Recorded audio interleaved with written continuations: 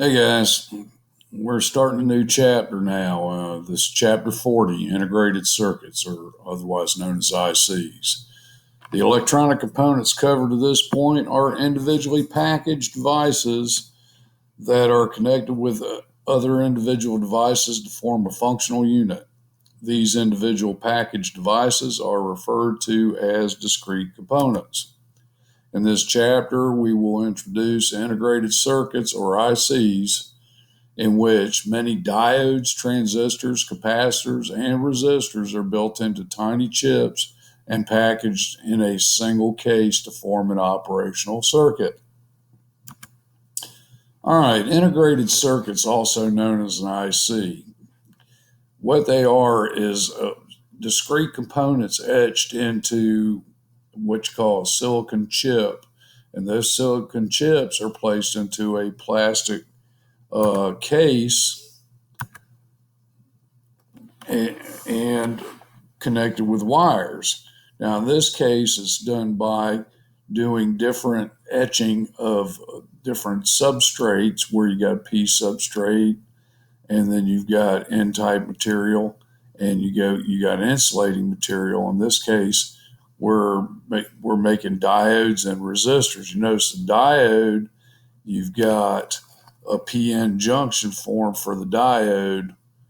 If you look at the wiring for that, transistors got two PN junctions involved, and then the resistor is just using a single P-type material in order to form the resistor. And the circuit would look like this if you were going to look at it schematic-wise. Now, different types of IC packages, we got different types of ways to denote an IC and schematic circuits.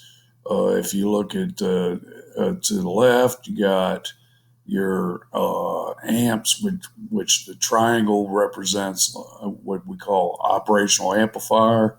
It also, in logic circuits, as we'll learn later on, represents a buffer or an inverter. The box, they're just stating that it's an analog to digital converter. And then, you got various other types of chips. You got microprocessor chips, memory chips, and, you got voltage regulator chips, different various chips, and most of them are represented in schematic form as rectangles. Now, if you're looking at an IC package, this is a typical 8-pin package. If you orient it where the notch or the dot is to the left, then where the dot's at, that indicates pin 1, or it would be the bottom of the chip with the notch to the left. And then you count around counterclockwise the pins, and that represents the individual pin numbers. So we have 1, 2, 3, 4, going from left to right at the bottom. Then straight across we have 5. Then on down we got 6, 7, and 8, where 8 is directly across from 1. Notice the device number 741 there is a typical what we call operational amplifier chip. Now, when inserting these IC packages into the socket, you need to line up all the pins in the appropriate holes for the chip socket. Also, orient the chip in the proper direction with the notch facing the notch on the chip socket.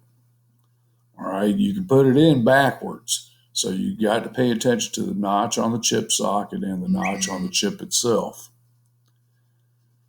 Next, when you're removing it, insert a small, thin, flathead screwdriver at one end and rock it back and forth to pry one end up, and then gently remove it from the socket in order to keep from bending the pins. All right, another type of package is what we call the pin grid array package, or PGA type microprocessor chip. This is the most common array for microprocessors, and generally, this is showing it with pins where it might be soldered in or maybe placed straight into a socket. It would